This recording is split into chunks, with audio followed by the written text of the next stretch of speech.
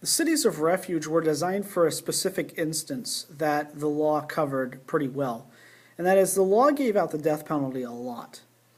We're going to see this throughout Deuteronomy. The law gives out the death penalty and is very harsh on the people. The reason why the law gave a death penalty so much is because the results of sin is death. And so sin is picked up by the law. The law shows us our sin, and then it tells us the penalty. The penalty is always death. And so this is why a lot of the death penalty will come alongside of these different commandments that God had for his people. And so what you see is one of the problems is, well, what happens if an accident occurs in which a person did not plan on or premeditate breaking the law? And one of the best examples that's given for this is, let's say that a man accidentally kills another man. And by accidentally, let's say this. Let's say you have two neighbors who are best friends, and they're both farming the land, and they're sharing the work between themselves with one another. And this man,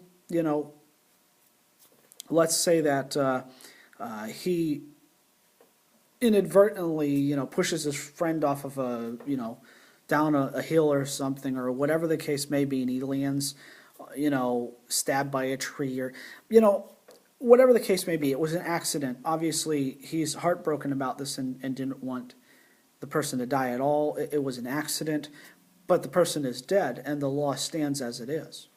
Now, the law allows for vengeance by the clans, by the relatives of that man who has died. And so this man is not innocent. He did commit the crime, but it was inadvertent. It was accidental.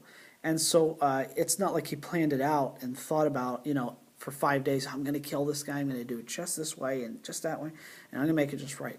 This was an accident. And so the cities of refuge allowed for a man to flee into one of 6 cities in Israel where he would be safe from the retribution of the family, anybody who wanted to come after him for the accidental killing of their family member. And so this is very important. It shows God's grace in the midst of his law. And it's such an impressive thing. The final thing that we will remember as we look at our passages in chapter 4 here is that God will now introduce the law. The law has been given in Exodus and Leviticus and part of Numbers. And now in Deuteronomy, it will be told again, a second telling, a retelling to the children of Israel to remind them of who God is and what he has commanded and how they can keep the land that they're about to go into. And so I hope that today we realize the importance of trusting in God who is true. He is the only God. He is the true God. He's real. He's alive. And he does great things every moment of every day. And we who are able to be in tune with him through faith can see what God is doing and become part of what he's doing.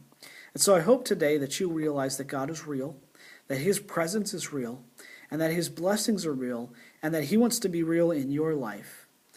What are some ways that you can be more sensitive to God's Spirit today, that you can see what he's doing and become part of it in this world right now, today, as a believer in Jesus? I hope you have a blessed day in the Lord, and I'll see you tomorrow for Deuteronomy chapter 5.